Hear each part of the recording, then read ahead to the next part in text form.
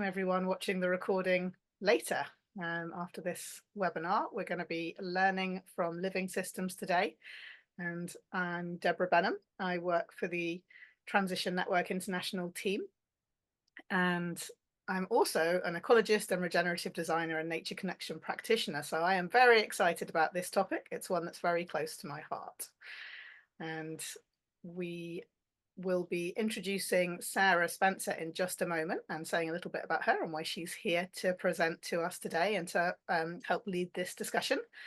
It is going to be quite an interactive session, is my understanding, so there will be a chance for you to get involved in some activities and some discussion and some Q&A a little bit later. But before I introduce Sarah, I'll just say a bit about the Practicing Transition project itself, in case this is the first one of our webinars that you've been to. So we've been running these for the last few months, running 2 sessions every month. You'd be welcome to come to future ones. And the reason we're doing this is because for the last 18 years, the transition movement has been really experimenting with how local communities can initiate and lead positive change. And we've learned a lot along the way, both from our mistakes and our successes. And we really recognize how much knowledge and expertise there is in the movement distributed around the world. So today, as a support organisation for the international movement, we're very curious about gathering those local approaches, practices or contexts that really allow transition activities and groups to flourish, to thrive, and to create positive outcomes in their communities. And we are really wanting to help share those to create space where people can learn from each other, share what's been working, and then, transmit those helpful practices into their own organisations, groups, transition projects, and so on. And the transition practices are very closely connected with the 10 characteristics of transition, which emerged from an in-depth study of the movement that we did back in 2020 and 2021, which you can find on our website. And I can copy and paste the link to those into the chat in just a moment. Here we go. So if you want to know more about the characteristics of transition, you can have a look at that website. And learning from living systems or living systems-based design is one of those 10 characteristics. It's an absolutely foundational aspect of transition, because transition is also closely related to and inspired by, in many ways, permaculture design principles, which are also obviously another way of learning from and designing with living systems. And both Sarah and I know that living systems, have been evolving over millions of years to help create the conditions for life to thrive. And that's really what transition is all about. We're trying to create communities and ecosystems and organizations and groups that can flourish and thrive. So this is an exciting characteristic and practice to be exploring with you all today. Oh, and just to be aware that a practice of change, if that's not a familiar term to you, is something that's quite tangible and kind of practical. It's an approach or an activity that we've actually tried locally. We've applied it, it's worked, and we've seen some kind of useful results or impacts from it. So we're very interested here in making these webinars practical, something that you can go away and do afterwards and see the impacts from that in your group as well. So without further ado, let me introduce Sarah. Sarah Spencer is a trainer and speaker. She's been supporting individuals and organizations to adopt regenerative ways of living and working for many years. She's the founder of Think Like a Tree and the author of she's the founder of Think Like a Tree, the organization, and also the author of a book called Think Like a Tree, The Natural Principles Guide to Life. She's a design council expert and holds a permaculture diploma. And she's also the co-founder of Melbourne Area Transition, which is a local transition group in South Derbyshire, and also the co-founder of Whistlewood Common, which is a community-owned land project and venue in a similar area. So she is deeply involved and intertwined with the transition movement herself and has applied these principles in transition initiatives. So she's going to be talking about that a bit today. So welcome, Sarah. We're so pleased to have you with us, and I will hand over to you. So this is what we're here to talk about, learning from living systems, with me, Sarah Spencer. I'm founder of Think Like a Tree and also Think Like a Forest. And I'm going to tell you a little bit more about what we're going to do. So let's go into the slideshow mode if I can, so you can see. There we are. So we've done our grounding. So in today's session, we're going to be we've already heard how learning from living systems is a core part of the transition practice, and it allows us to put life and how life operates at the center of every decision. But you might be curious about, well, why would we want to do that? So we're really going to dig in to that today.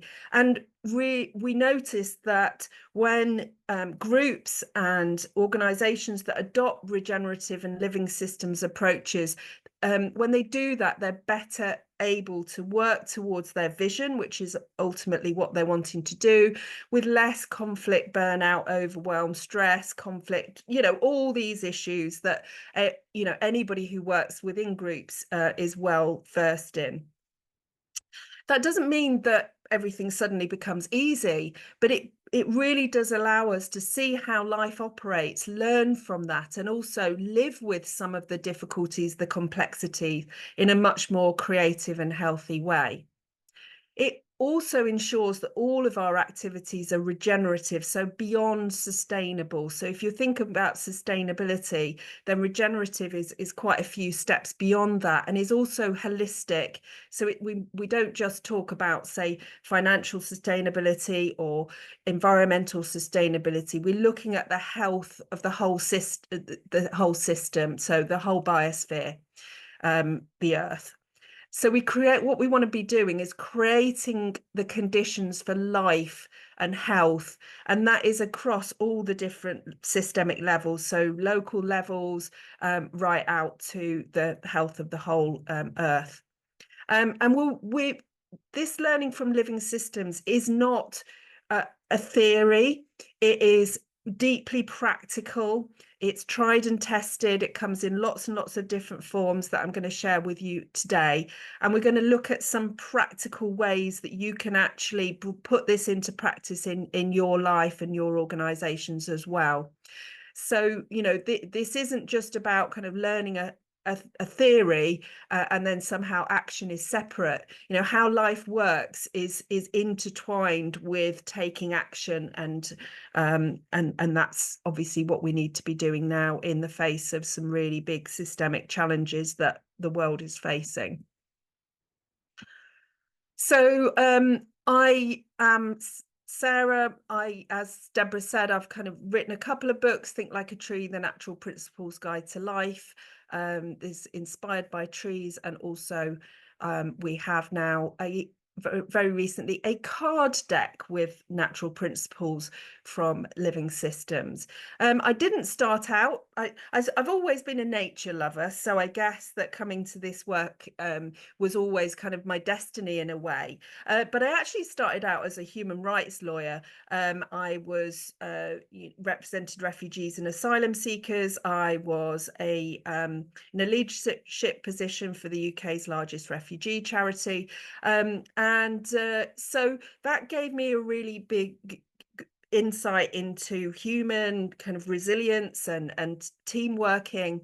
And also, I was really curious about how the big issues of the world, such as refugees, really intersected with other things like the climate crisis, ecological crises, because many of the crises that the world is facing right now, they're all interlinked. So my refugee work was really part of these wider systemic issues such as climate. So when the charity that I worked for went bust in 2010 because of the legal aid changes, I decided I wanted to put my energy into these wider issues such as climate and ecology. And it was around that time, after buying a small holding with my family some years previously, that I kind of really discovered in a big way permaculture, and then transition as well. So permaculture, for those of you that don't know, is an ecological design system that really can be used to design absolutely anything. Most people start off knowing about it with designing gardens and land and landscapes, which was my entry into permaculture. But then it can also be used for much wider applications, such as communities, such as within transition, and businesses, organizations, personal development, etc. I did an initial permaculture design course, and then went on to do the 10 design diploma. So I've got a diploma in applied permaculture design, and it was really at that level that I really discovered the depth and breadth of this these design processes and natural principles. And then that got me curious about actually ensuring that I could go out into the forest and experience these principles for myself. I then became a bit of a natural principles geek, and then kind of made it my mission to learn about many regenerative disciplines that have living systems principles, which then sort of culminated in writing the book Think Like a Tree: The Natural Principles Guide to Life. And that really brings together principles from lots of different disciplines in a personal development kind of context. So the book is useful for anyone, but it has got that personal development focus, as opposed to some of my other work, which is more in business with businesses and organizations. So I mentioned that I was involved in Melbourne area transition. So I'm in the UK, in South Derbyshire, which is right in the middle of the UK. And back in 2010, a group of us got together and kind of discovered the transition movement, and decided that that was a bit of a desert for green activities in where we were. So we would set up our own group. And not that long afterwards, somebody, it might have been me, had this kind of bright idea that we might want to plant a community orchard.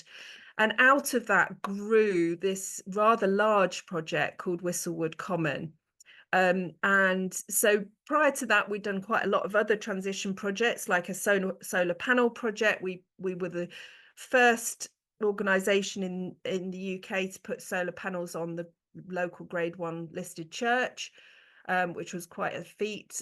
We had a solar buying group. We set up food festival. We did lots and lots of kind of smaller projects, a community food growing garden in the local school. And then we got together as a community to purchase 10 acres of land in South Derbyshire, which we as a community named Whistlewood Common. And then I was the lead permaculture designer for that project. So you can see the permaculture design on the left hand side. If I tell you that this project started out with one little tree, or one old tree, in the center of the in the sort of top left, and then the rest of it was just bare field, then you can see the extent of the transformation that has been there. And really, what we did was a lot of community consultations, and then also later on built or had built, and with a lot of community effort as well, this roundhouse that you can see on the right hand side. So it's made from straw bales. It's got 9,000 wine bottles in the floor for insulation. It's got sheep's wool in the roof. It's got made with local timber, and you can see bottom right that volunteers did a lot of the work. So that's the decking. They also laid the floor and lots of other things, and they planted 3,500 trees, 150 fruit trees. There's a forest school there, and many of us teach our courses. So this is where some of my courses are held, in that lovely roundhouse. So I would say, if anybody's kind of at an early stage of thinking about a project, then really just, go for it. We need these projects. It's a huge effort from the local community, but if lots of people get involved, then we can spread the word. And in the middle, that's me teaching a couple of weeks ago, and you can see how big the trees are now in the background there. So they weren't there just 10 years ago. And another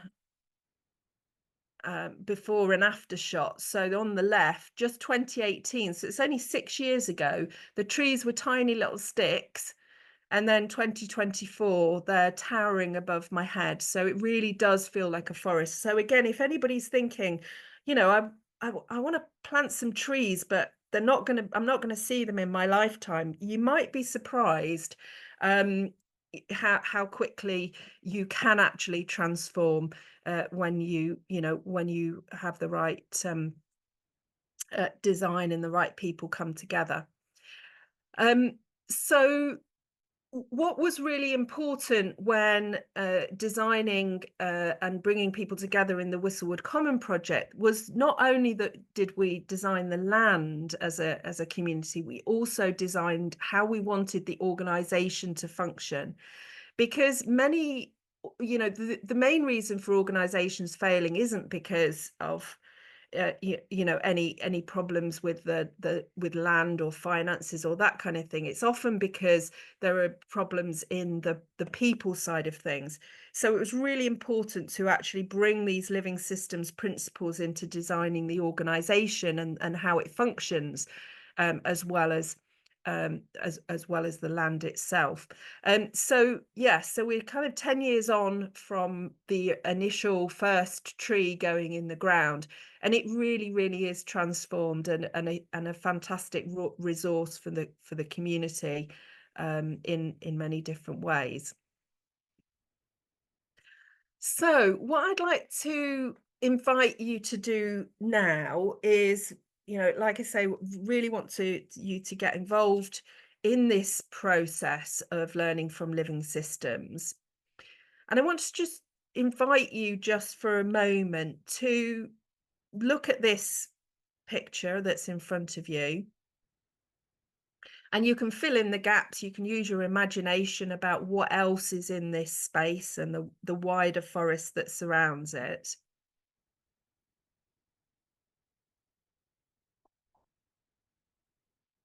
And tap into, imagine that you're going for a walk in this forest. So you're walking through, you're observing, you're listening to things, you're kind of sensing into what's happening in that space.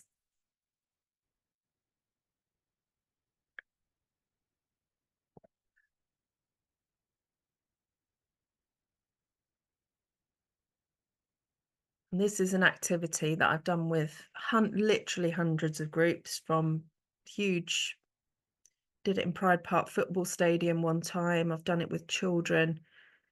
And, usually people are able, even when they're not in a forest, to imagine what it's like.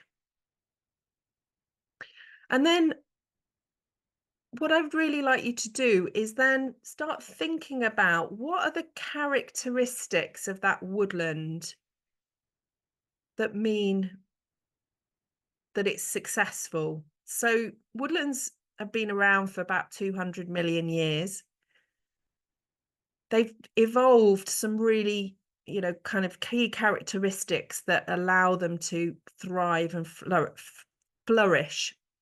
So I'd like to invite you in the chat to think about what are the characteristics of a healthy woodland or other ecosystem.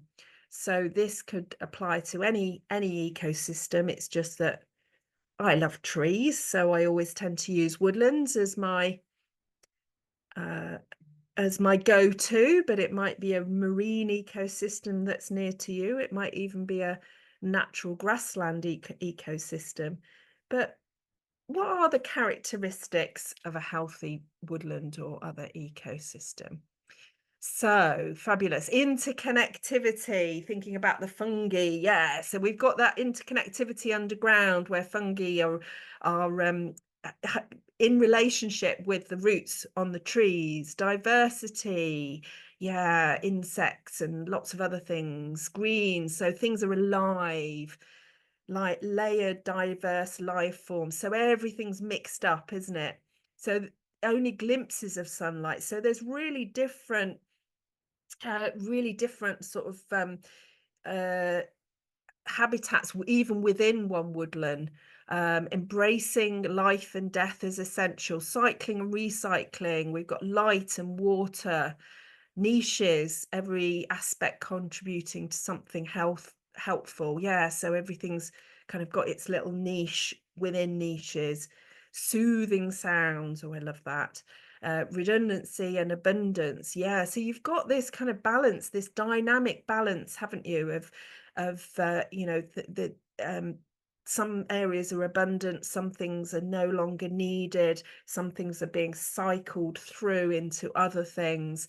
We've got healthy feedback systems, absolutely. So that's every organism is sensing and responding to what's happening and then acting according to that.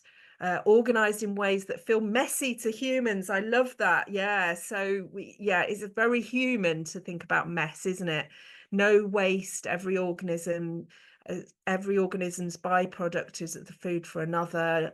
No human evidence, critters moving in the water. Yeah, so coming back to that idea of niches, isn't it? So some are in the water, some are high in the trees, some are under the soil, some are on the surface. You know, so we've got all of this sort of dynamic abundance and mess that we humans might want to call it, all kind of mixed up together, and humans are part of the system, not external to it. So that's so thank you, that's really important as well. So we need to remember that we are also living beings. We're going to go into a little bit in a minute why we sometimes think differently from the way that the rest of life operates and how that came about. But fundamentally, we definitely are part of that system, and the more we can think like that, the more successful we'll be. Life and death in continuous dynamic circle. Yeah, absolutely.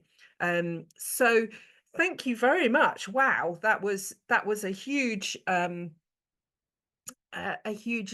lovely gathering of what it is to be living and what makes life work. And the really interesting thing, and like I said, I've done this activity like hundreds of times with lots of different groups, is that people generally find this activity very natural. It comes very natural to us, and my belief around that is this idea of biophilia, that we have this innate connection with nature because that's how we evolved, and that really what we're discovering here is not something new, is we're just relearning something that we already know. So we're remembering something that is already deep inside of us. So you know, you've come up with all of this. You didn't need me to tell you. Any walk in the woods, it can and I've done this with children. You know, children will come up with the same ideas as well. This is deep within us, and then we need to kind of rediscover and remember that. One thing that I'm really passionate about with learning from living systems is that this doesn't become some kind of abstract set of principles in a book or on a framework, that you really can literally go out in the woods with a few prompts or just on your own and discover all of this for yourself, and then just think, okay, so how can I then apply that in my life? And that is essentially the basis of Think Like a Tree, with obviously some tools and resources that make that process easier. So why do we think that, why is it so vital that we have this living systems approach? It's life's operating system. It's 3.8 billion years of evolutionary health, success, adaptability, resilience. And like we've just said, we are nature. So this is our story as well. We want to be creating life and health. And that is the opposite to the direction that humans have gone down over the last few hundred years, that extraction and exploitation that we're so desperately trying to move away from. We often use the term regenerative. So my belief is that if anybody wants to use the term regenerative, it needs to have a living systems element in it. And in my book, that will also help prevent the kind of regen greenwashing that some big companies are engaged in at the moment. So ask, if a big company is using the term regenerative, ask them where they can see that in the woods, and you'll soon find your answer whether they're actually truly regenerative. And I believe we can't bring about effective and lasting change if we're operating from the wrong paradigm. And we're going to talk about paradigms in a minute and what we mean by that. So this is, like I say, something deep inside of us. Our ancient ancestors evolved with the same regenerative ways of living as the trees and animals that were around them. We were really nature connected. We had to know and be deeply connected with our surroundings in order to survive. And some kind of ancient wisdom tells us that living beings were a source of wisdom, and we needed to find ways of cooperating as well. And we can also see that many indigenous people and also, their worldviews still operate according to these kind of nature inspired, nature connected ways. So I'm not going to go into this in detail, but it is really important to understand, well, if our ancestors were like that and the rest of the living world operates like that, how did we get in this mess? So I made it my mission for several years, basically, to follow that rabbit hole, if you like, to understand where things went wrong. When was it that we diverged from this way of living in learning and connection with the rest of the living world? And ultimately, learning from nature became a taboo, and I would argue that it still is. So if you hear anybody use the word tree hugger in a derogatory way, you're hearing the remnants of really the same kind of making nature a taboo that was around in the time of the witch hunts, for example.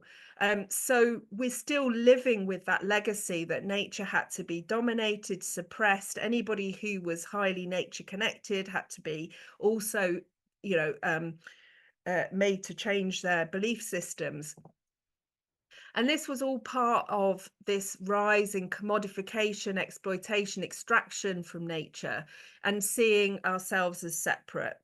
And obviously, some humans were exploiting nature, but they were also exploiting other humans as well. So this is deeply interlinked with our colonial history as well in many parts of the world, and which has obviously impacted the whole of the world as well.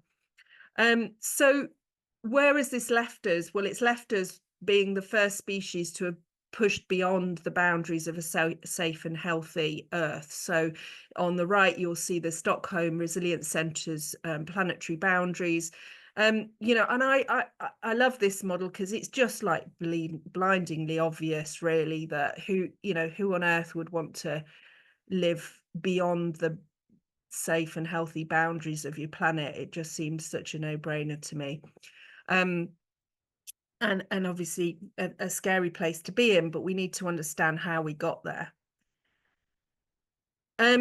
So part of this was also the rise of reductionism, so breaking things down to study them and look at them into small parts.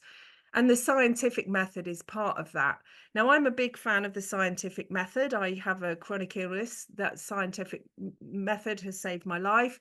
But it isn't actually how life actually works. So I love this quote from Wes Jackson. There's nothing wrong with the reductionist method, so long as we don't confuse the method with the way the world actually works. Life doesn't work like we're cogs in machines, which we're often told. So to put together this slideshow, I put into a photographic search engine, organization, the word organization, and it came up with this picture. Now, do any of us really want to be cogs in a machine in our organizations? No, we don't want to be that, but also it isn't an accurate portrayal of how actually organizations work, because organizations are complex living systems. So we need to be describing the world, thinking about the world in more accurate terms, and only using the reductionist methods where they are appropriate and useful. So there are, we talked about ancient wisdom, and there are also modern nature inspired practices. So we've mentioned permaculture already. That has a set of design principles that are largely observed in living systems. We can see that in regenerative agriculture, that's much more around kind of seeing how nature builds soil, or how animals are moved naturally through ecosystems by predators with grazing patterns, mob grazing, for example. So we can see these much more mimicking nature approaches in that. Biomimicry there's a fantastic website called asknature.org. Janine Benyus is a great inspiration, and biomimicry does cover multiple facets, but often is associated with product design, engineering, architecture, etc. So learning and mimicking living systems for those applications. So again, we need, we become apprentices of nature, as Janine says. So we're learning from living systems. Systems thinking that is involved certain aspects of rewilding, is about kind of is learning from how living systems operate and allowing nature to take the lead on that. Biophilic design, there's some in there. Regenerative leadership and business, regenerative economics. So as somebody mentioned in the chat about John Fullerton's regenerative economics, that's I've studied with John Fullerton. I'm going to just highlight some of his principles in a minute as well. And then there's also nature inspired well-being and citizenship. So the recognition that the ability to learn from living systems really runs through every aspects of our life, society, economics, the products that we create, the way we think about circular economy, for example. They've all been inspired in to greater or lesser degree by looking at living systems. For me, for something to be truly regenerative, it needs to not just pick and choose the bits that we like, or the bits that we want. It has to be holistic, in that we're really looking at this in across every aspect of our life and work. And that necessitates a transition to get there. So we're not going to just wake up one day and suddenly we're like, oh yeah, I'm regenerative today. There is a lot of work involved in actually getting there. And our worldview, so how we think, our values and the paradigm, so a collective worldview is a paradigm, they actually need to change before we can really live in the way that is truly, truly sustainable, long-lasting, resilient on this planet. And so, this is something that is obviously a big endeavor, but we need to be able to work both at the individual level, that the level that we want to make change in our communities, but also I believe that we should all be invited into playing our part in changing this way that people think. Because what I've noticed in being involved in many like community projects and with organizations is if we don't change the paradigm, and if we just want to do good in the world, then actually we end up with a whole load of other problems. We often end up playing whack-a-mole, and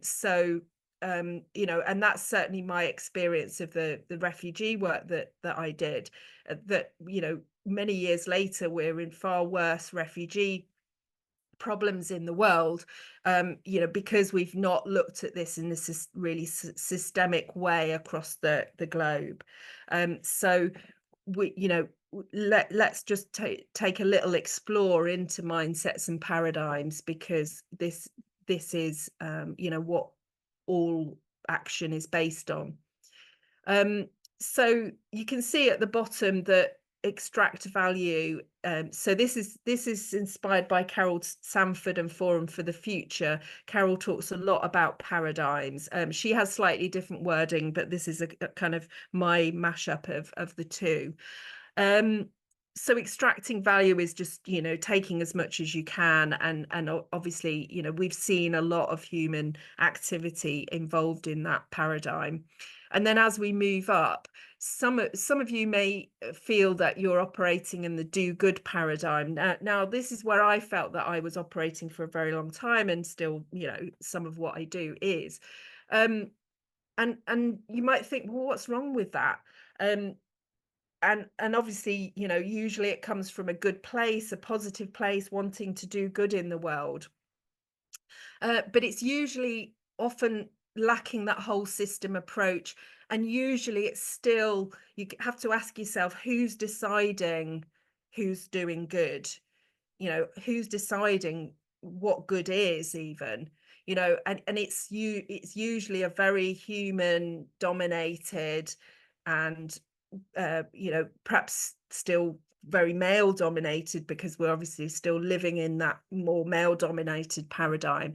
So, being curious about the paradigms that we're operating in, and questioning whether do good is the right one, or whether we might want to move beyond that into regenerating life. So what we're doing then is we're being part of evolving the capacity in every individual and part of the system to reach its potential. So it's much more around, rather than making a decision about what's right or wrong and then going out and doing it, it's about creating the conditions for life to thrive. And that might be, human potential. It might be potential in a more than human ecosystem as well. We definitely are looking much more at root causes, and thinking about how to create conditions for the health of the whole. So there is a kind of stepping back from ego involved here as well, which can be really quite challenging when you've been in that kind of, put your cape on in that do good superpower, I'm the do good person in my community, to actually question about, what part ego plays in that, and whether stepping back into that more kind of nurturing the soil role is healthier, which I suggest that it is. So that's just a very, very quick kind of whiz into some ideas around paradigm, and about how it is different from doing good and wanting to do good. And this is also kind of an idea around why we would want to shift the paradigm. So Donella Meadows, also known as Dana Meadows, was a biologist and wrote some amazing work about living systems and how they operate. And she wrote about points to intervene in a system. So, when we're looking at transition groups or any purpose focused organization that wants to make change in the world, what we really are thinking about is not tickling on the surface, because so many people get burnt out by doing really great stuff and then just feeling, well, what difference is it really making? And it's all good stuff, and it all comes together. But if we can also be activating at the level of the paradigm, which is at this much deeper leverage point that Donella Meadows talked about, then we've got the power to sort of shift into a whole new system. And what we find when we do that is that the actions the actions then follow. So if then it sort of takes on a life of its own, a sort of effortlessness, which some people call that flow, where it's seemingly effortless because you created the conditions, and that initial creation might be hard work, but then you enter into this much more productive and effortless phase. So kind of this in a way kind of represents the reason I'm so passionate about it is it represents my own journey of really since childhood really doing, I set up my first recycling. I set up the first recycling society at my university kind of 30 odd years ago. And then when I went back for a meeting 20 years later, was really disturbed about why there was no recycling, but I'd put so much effort in, and obviously that was because the mindsets and the worldviews of the people that there hadn't yet shifted. We are starting to see that, but let's that be part of where we put our energy rather than just the action, because that can also kind of lead to our own burnout and overwhelm. So these worldviews and paradigms are important because they're the goggles that we see the world through. And one of the things that's really important is to actually even realizing that we have these different ways of viewing the world, and just realizing, just thinking about the language we use around nature. If you're in local government, it'll all be about ecosystem services and invasive species, and the language that we use is indicative of how we treat nature and the rest of the living world as resources to be exploited. So just pulling back the curtains to reveal the language, the metaphors, the mindsets that we are adopting can be a really good first stage, and you can also then support your local groups with doing that as well, because actions then follow when we change the values and the worldviews that we're actually operating with. And the reason I put a child photo in there is that often people do it when they come out to the woods with me, describe that as kind of almost like a childlike experience. So imagine if you were taking a child in a walk in the woods, they would actually think that a lot of what we do in our modern world is totally bonkers. And that's partly because they do see that much more natural way, as they haven't necessarily learned the quirks of the human modern world yet.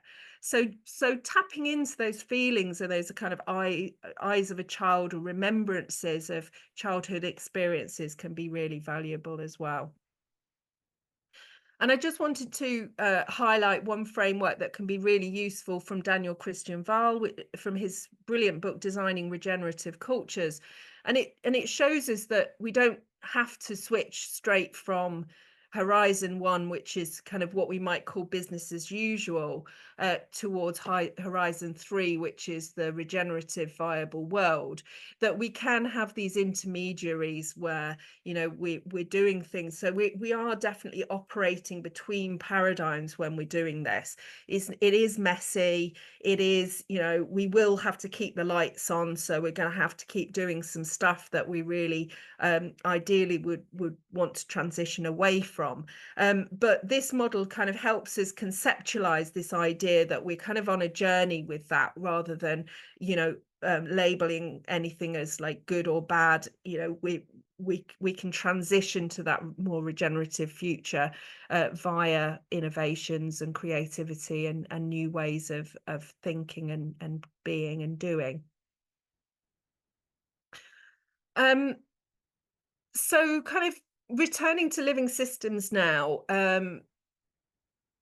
all these living systems approaches, often they've got a set of principles that are observed in ecosystems. So just like you did in that activity just now, you may find some of them familiar from what you've just said.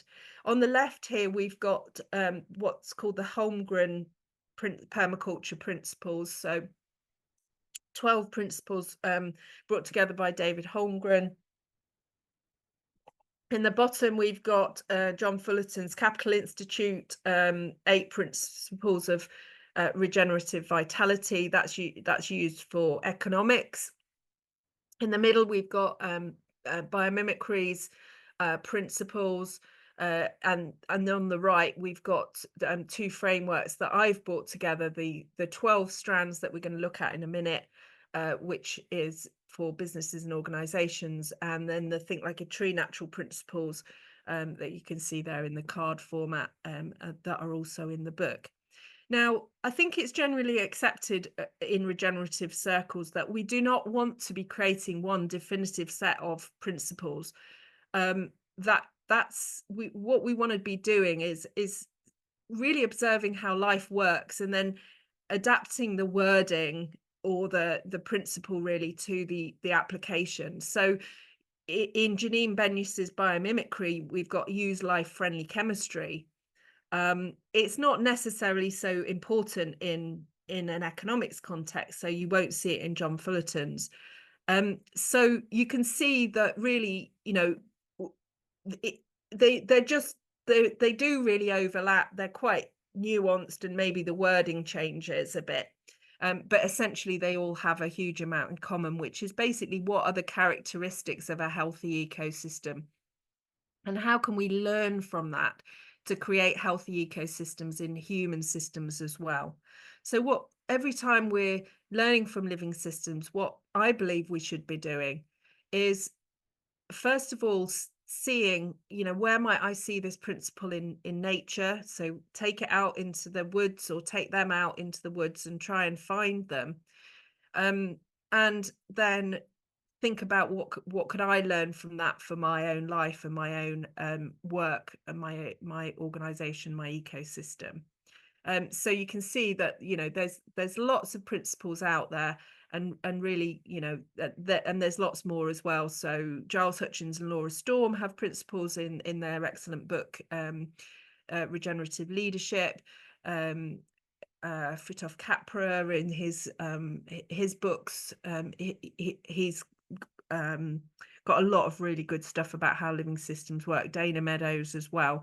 So, you know, try and get familiar with these principles, and then they start to kind of enter your daily life, and then part of your being, and then influence your practice. So how do we use them in my work? So Think Like a Tree and Think Like a Forest are two separate strands. So Think Like a Tree is the personal development for individuals. So that was us on the left hand side. That was us at Whistlewood in a couple of weeks ago, learning about how ecosystems interact with each other using sort of some string, and then on the kind of middle ones, and then on the right, that's our Think Like a Forest program for businesses and organizations. And what I really love, so one of the principles that you will see in nature, and in fact somebody mentioned it earlier, which was lovely, which is that you've got diversity in forests. Everything's mixed up together. And we decided that we wanted to take that approach with our business and leadership courses. So Matt came from my local community garden, and was in the same course as Vicky, who's from a tech company, Oriel, who is co-founder of Elemis, the skincare company, and we had kind of small business owners, we had coaches, consultants, and it was really, really lovely how all these different types and sizes of organization really created that ecosystem. And that was, part of that conscious decision to mimic how life works, and they fed back that they really liked that approach as well. So all of this is both designed and carried out with these living systems approaches, and we're wanting to bring that to transition audiences as well, because we feel that a lot of change needs to happen at a local level. Obviously, I'm very passionate about that local community approach as well as with larger and smaller businesses and organizations. And I do feel that in this new regenerative world, the the distinctions will and are starting to break down between, you know, humans like to put everything in boxes, don't we? Like, are you are you a private company? Are you a charity? Are you an NGO? Are you a, you know, not for profit? All of these things. Whereas actually, when we take this regenerative approach, those lines blur to, you know, to a certain extent. So actually it's more about, you know, the principles that you're operating under rather than your kind of legal structure. So where are we time wise? I think it'd be really lovely to have a bit of a comfort break now. So let me come off share. Have we got any questions in the chat before we go for our comfort break? Or maybe I'll look at the chat. Perhaps if you have got a burning question, put it in the chat now, then we'll have a comfort break and then we'll answer some questions when we come back, and then we'll go on to the next bit. How does that sound? Sounds good, Sarah. How long would you like us to have for the break? Shall we go for a come back at 15:15? Lovely. So It's we've got not about very 7 long, minutes. but it'll be hopefully enough time for a comfort break and grab any food. Lovely. I'll pause the recording until then. Thank you.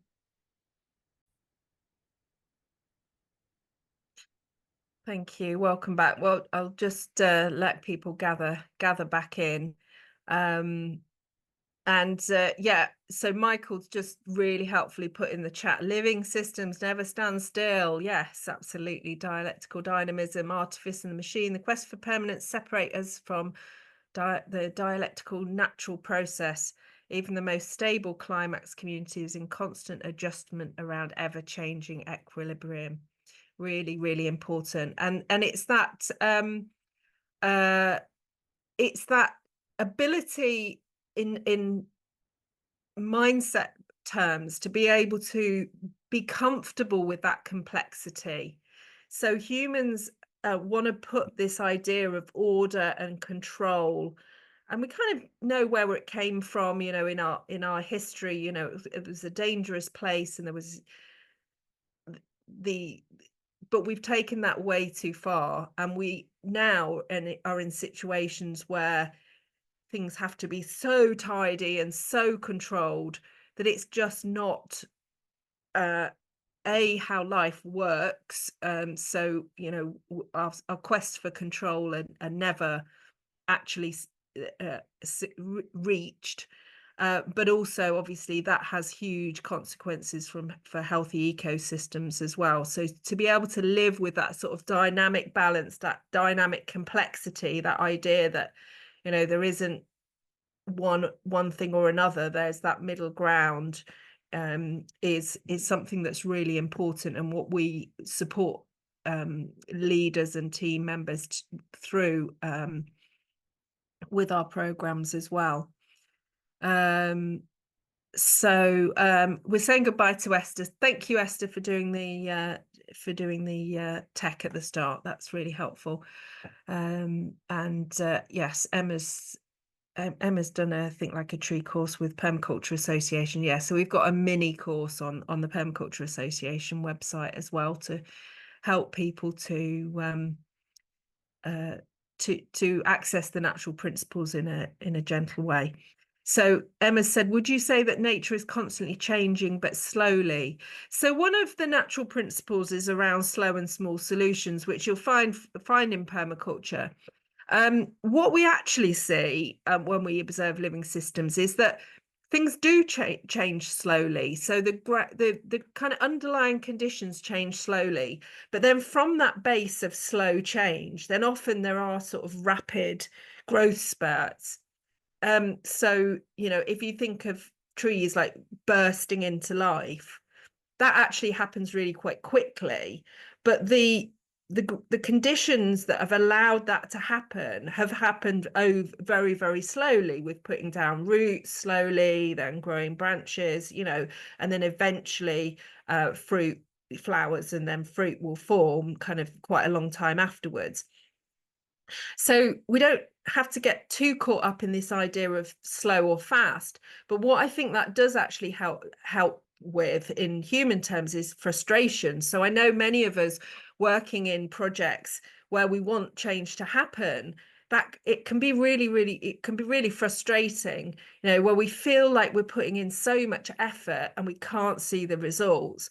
That slow and small solutions natural principle can just help us keep going, and trusting in that process that the flowers will come out and the fruits will follow. So these principles can help very much with human emotions and issues, such as that. And Deborah's saying dynamic equilibrium is also a helpful concept. Absolutely. So this idea that nothing's ever constant. So we're often, in personal development terms, we're often told, like, that we should be achieving kind of this place of harmony and calm. And it's just not realistic. In living systems, they're always changing around this dynamic equilibrium. So what we're actually trying to do is even out the extreme highs and the extreme lows, but understanding that sort of up and down of daily life is just part of life. And to be able to get comfortable with that is really, really important. Emma's saying plant a lot of cress seeds for a quick fix instead of acorns. Yeah, absolutely. So that's wonderful to actually see the different life cycles. But I guess we could also think of even cress seeds. They've had probably millions of years of evolution to get to that ability to grow that quickly and to to be an annual. It's a different life cycle, but it's grounded still in that same kind of evolutionary process. Lovely, fabulous. So let's move on a bit, and we're going to get you involved for the next part. So we've been talking about learning from living systems and how life operates and how we can be happier, healthier, have more effective, more resilient organizations if we follow this living systems regenerative approach. But it isn't a one size fits all. So this is why we have principles and tools and frameworks, rather than, tick boxes that we're so used to in particularly with businesses and organizations, but also personal development. It's like 10 things to do to tick off and then your life's going to be wonderful. It's just not like how life works. So what we've done is brought together this idea of a regenerative backpack, and that everybody's got their own backpack, and then there are tools that we either offer or signpost to that you decide whether that goes in your own regenerative backpack. So everybody's journey is going to be different. What I would say is it is really, really helpful to journey with other people. It's not something that we can do alone. And so this idea of who you want to travel alongside, as well as what you have in your backpack is really, really important. And so we've got two main frameworks in our Think Like a Forest regenerative organization programs, and this is one of them, and it's called the 12 Strands. And you can see already that some of the things that you were putting in the chat, in fact, probably most of them, are represented in these 12 strands. So you can see also by the web in the middle that these are all interconnected. And also what you need to do is weave a really, really strong web, basket, net, however you want to call it, so that can hold all the strands for you. So these are the characteristics of healthy ecosystems. There's more detail, a lifetime of detail in each one, but essentially these are the 12 characteristics of healthy ecosystems. So if we can cultivate all of these within our organizations and our communities, then we're going to have healthy, resilient, successful organizations. So we always start off with observance. So somebody mentioned before about kind of feedback. So there's two kind of observation principles. One is accepting feedback, you'll see a little bit further around, and one is observant. And observing without judgment is really, really important. So often we jump in to kind of fix stuff or criticize or say how something won't work, or but actually just standing back and seeing and gathering information is something that living systems do really, really well before they then decide what action to take. The second strand is all around creating life. And so we mentioned creating life and creating conditions conducive to life. And in human terms, that often aligns to what is our purpose. So what is our vision and our purpose for what we want to do. Third is collaborative. So nature's brilliant at creating collaborations. There is obviously competition in nature, but Darwin also, as well as that kind of concept of survival of the fittest, which has been taken up, very much in pursuit of certain, capitalism and other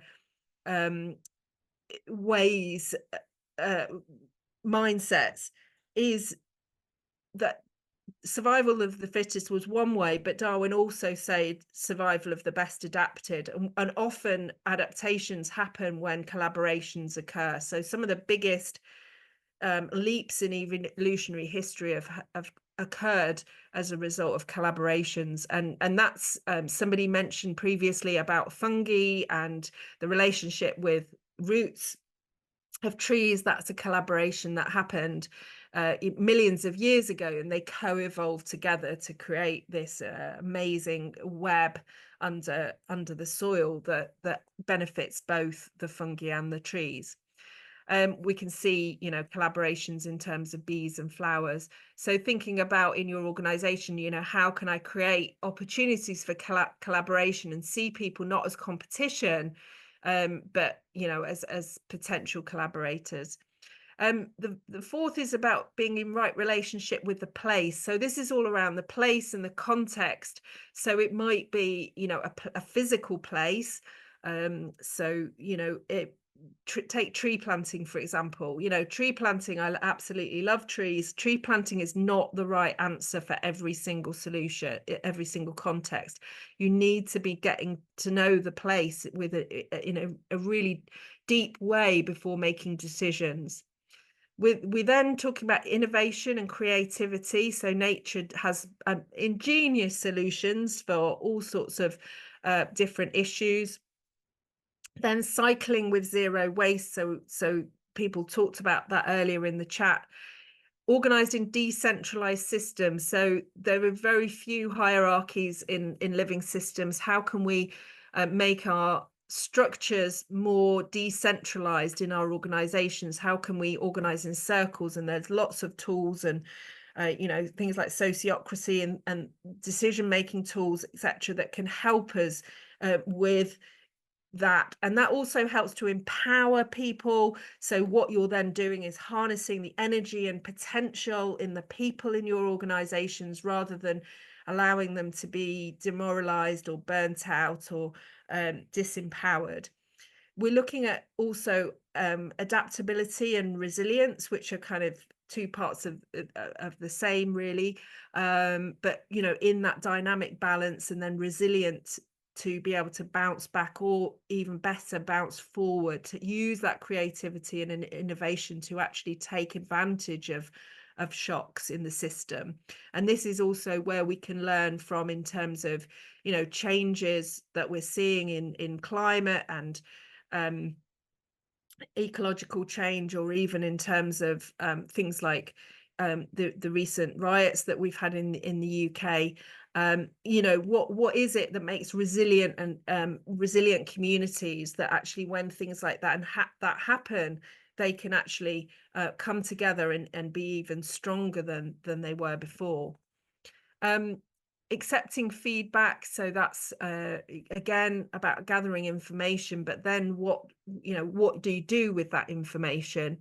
Valuing diversity. So that was mentioned earlier about diversity, that all living systems have people kind of have organisms all kind of mixed up together. Humans are very good at segregating. Perhaps in our communities, how can we bring, in some places they're bringing their local children's nursery in the same location as the care home for older citizens.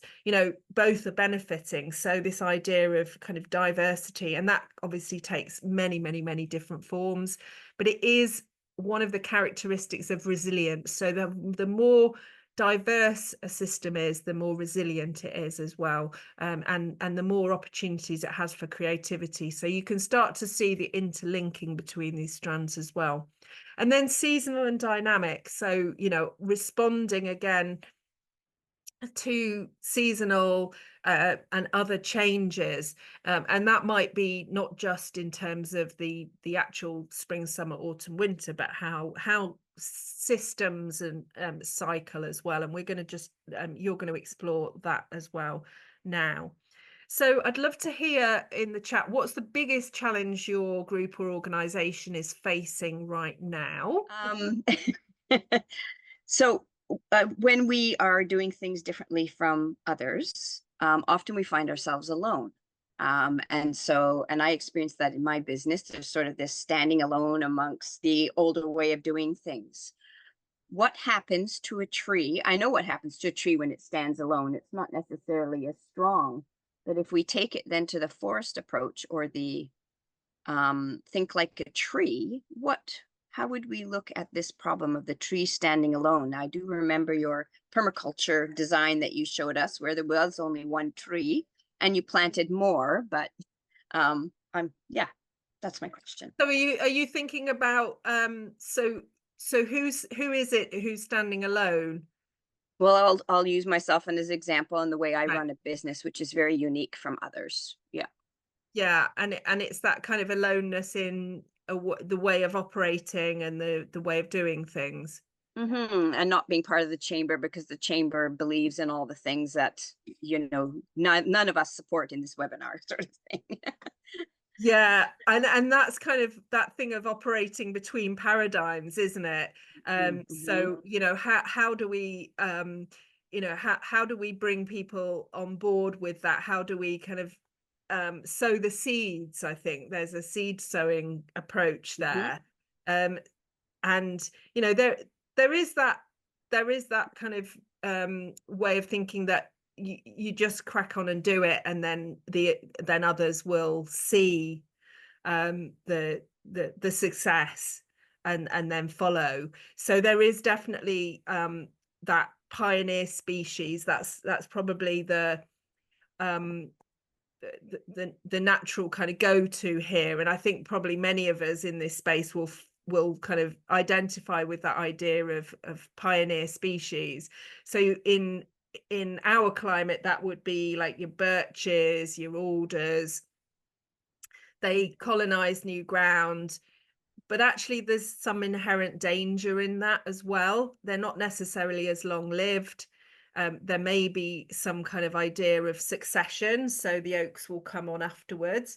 But I think there's also a sense of trust that process will happen if you do pioneer into new ground, and that people may be, it may be frustrating and it doesn't seem like they're catching up, but that things are shifting, even though we don't necessarily see that, or we may not even see it in our lifetime. So that's one of the things that we're often invited to do, is think about there's a great quote which is if your life's work can be achieved in your lifetime, you're not thinking big enough.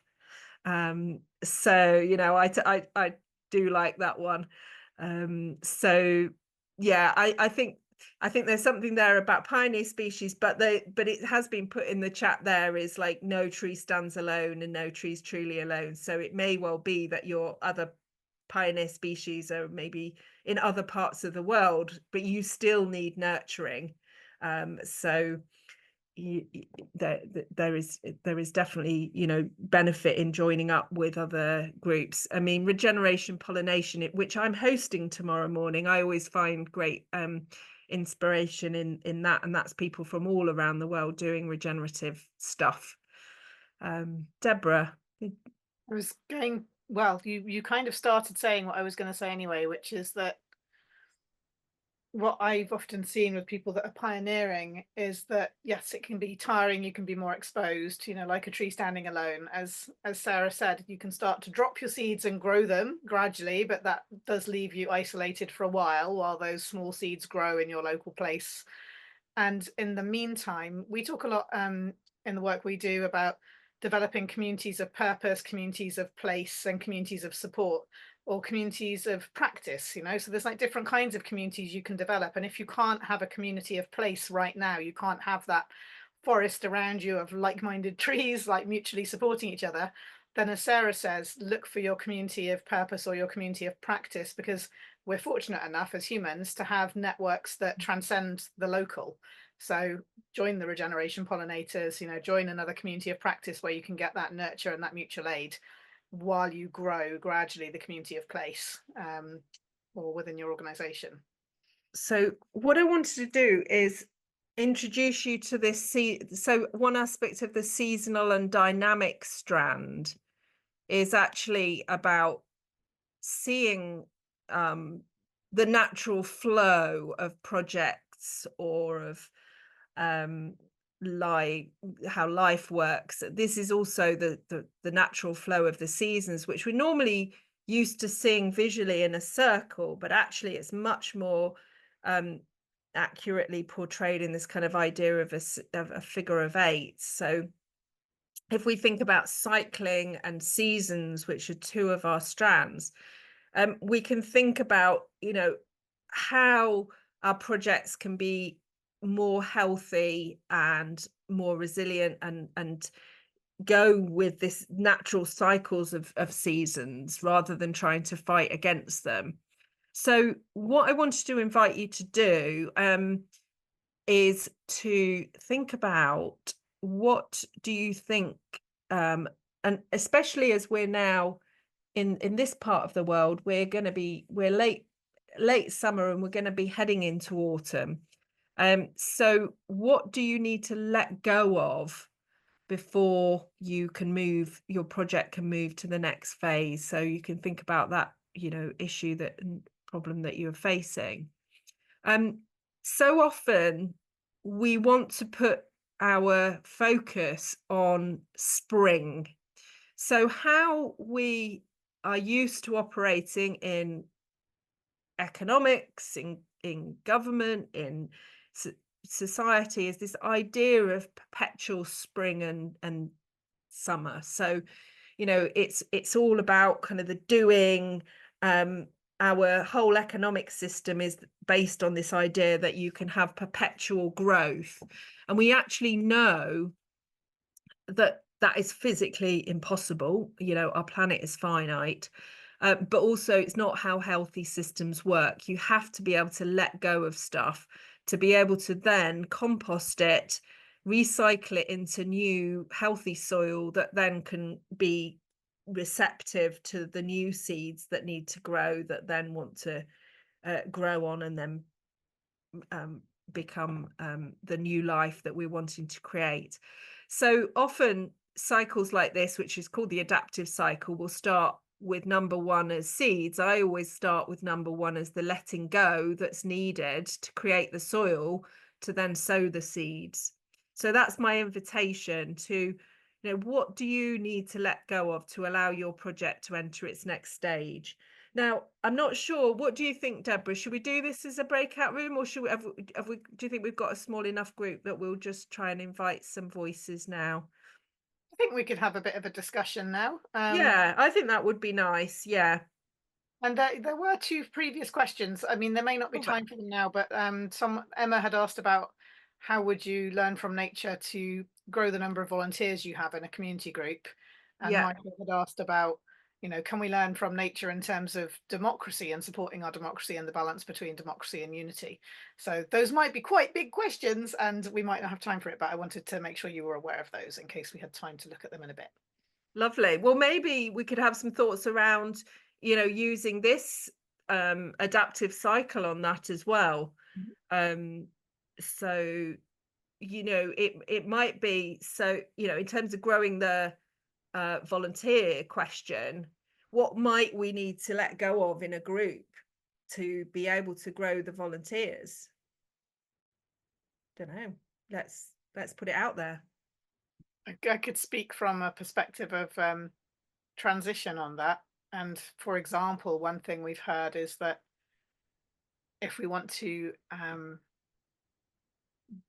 be welcoming and inclusive of more diverse people into our volunteer groups, we might need to let go of some of the traditional ways that we've presented ourselves as transition. We might need to be more relevant and accessible to diverse groups. We might need to let go of inviting people to us and actually go to them and their groups and find out what they're doing locally.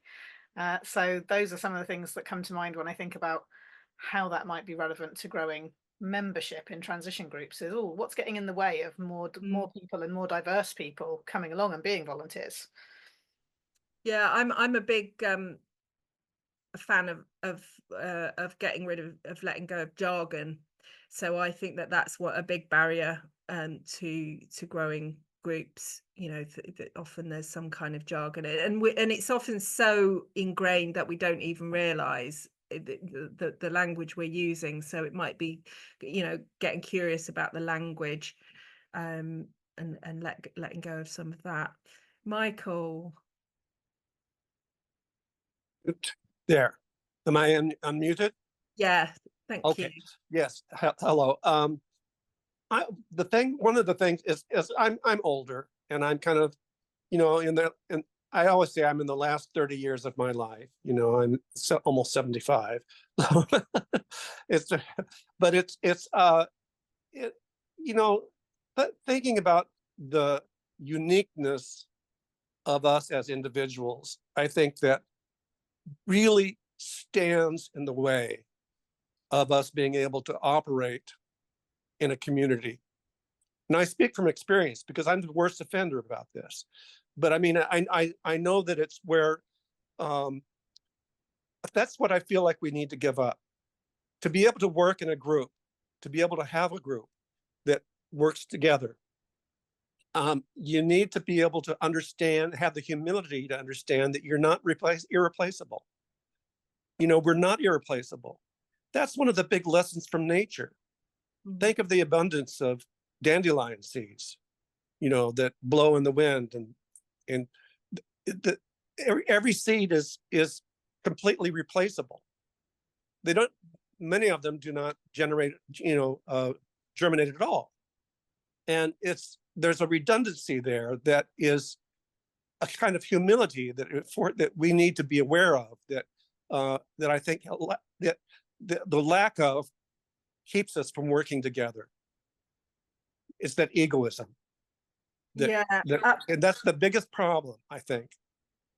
Yeah, I think that yeah, that's really beautifully put, and it is again all part of this sort of dynamism of valuing our own uniqueness whilst also understanding that humans work in community. And so there is that you know, when we look at living systems, obviously, you know, even every dandelion, part of that dandelion flower each seed is unique. Every organism is unique. So there is something, you know, very, very valuable that nature tells us in our own uniqueness, whilst also being part of the whole. And it's, you know, very much like human ego that tells us, or, you know, is we've grown up societies that don't keep that ego in check. There are suggestions from our ancestors long ago, was that the most successful societies had rituals basically that kept egos in, you know, that perhaps young men, for example, that were prone, who would go out hunting, for example, that it was the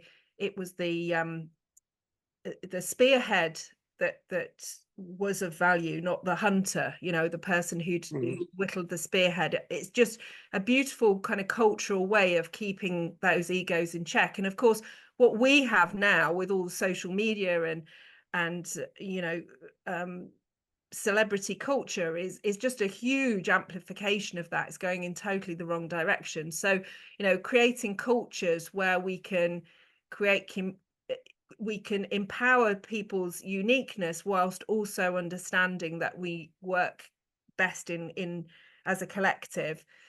Those cultures are really, really important. Yes, thank you. And that, but I do think that the problem of the ego is a huge one socially. It's behind the death knell. I mean the deadly power of capitalism. You know, continual accumulation in the parts of, you know, fewer and fewer hands, that is exploiting and it is killing our world and eating our world. It's the egoism that,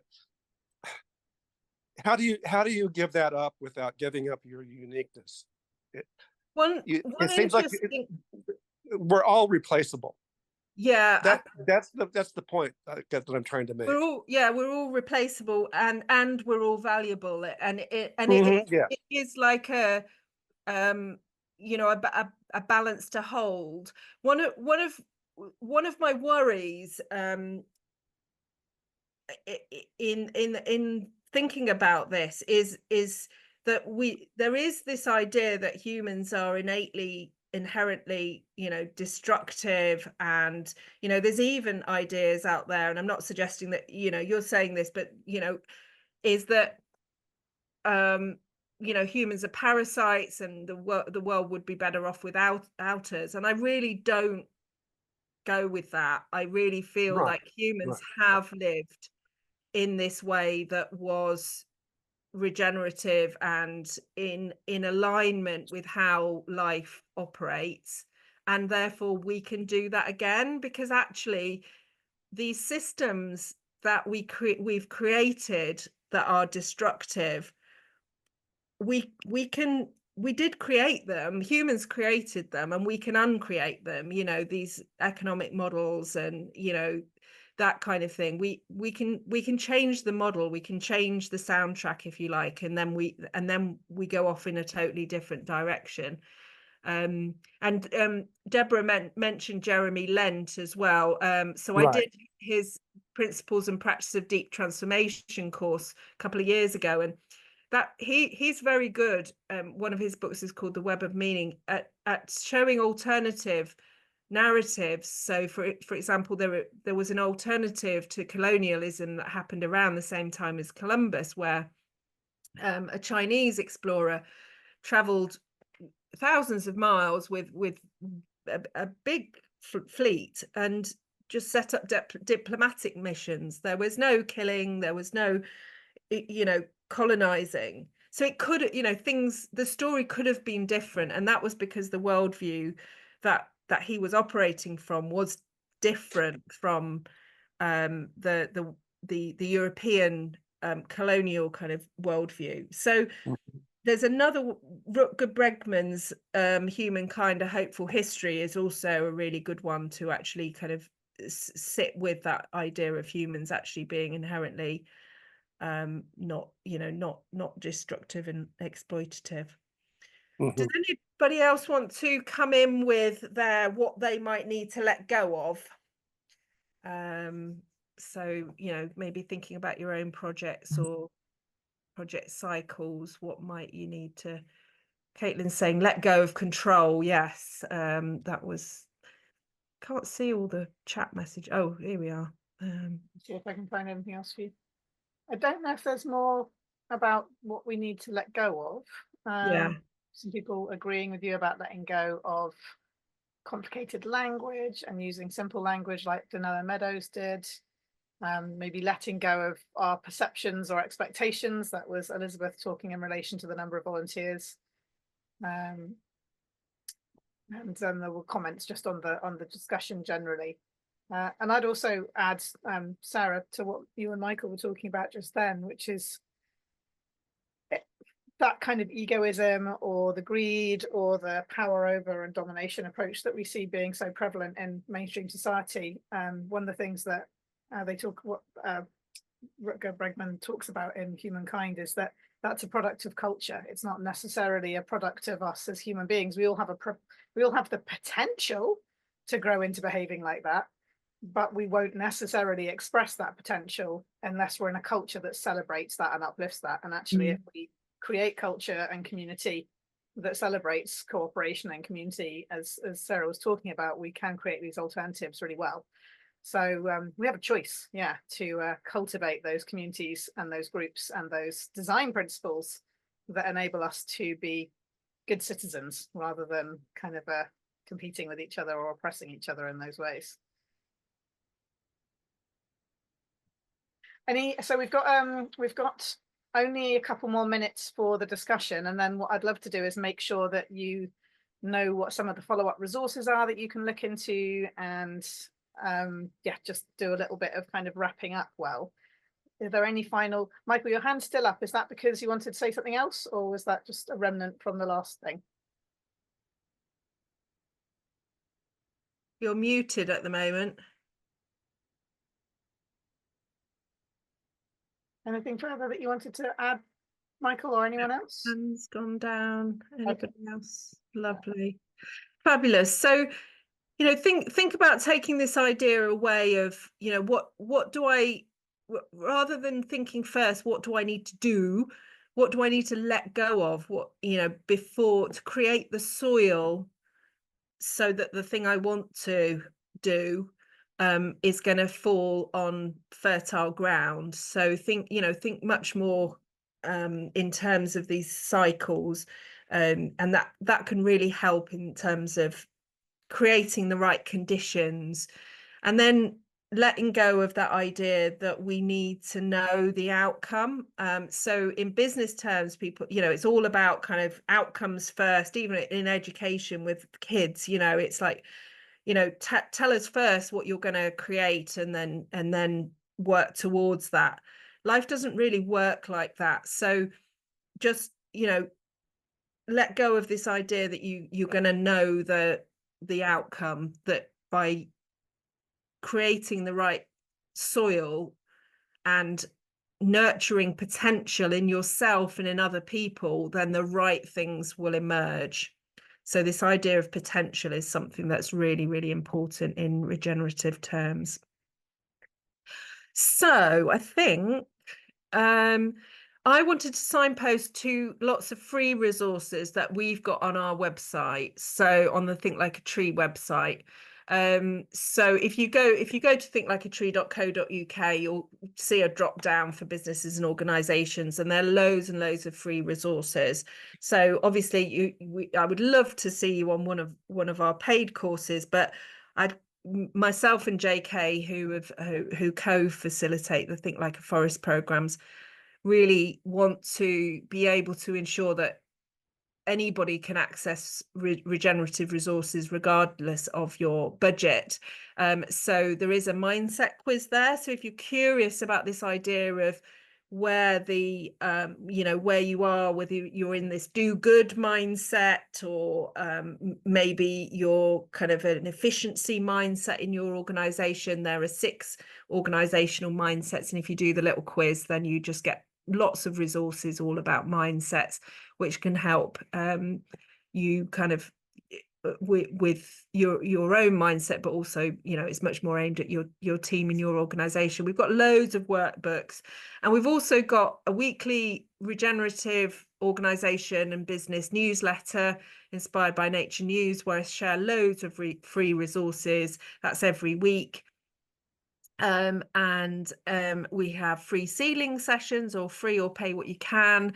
They're monthly, and then an Inspired by Nature network. It does have a UK focus, because that's a kind of a bit of a gap in the market, if you like, because there are quite a lot of international networks. But if you are further afield, then you're more than welcome as well. So again, there's resources and networking within that within that kind of Mighty Network platform. So just head there and you'll see lots of resources. And we've also got coming up one's sold out, 2 free taster sessions early September for regenerative organizations. So you can sign up to those as well via the website.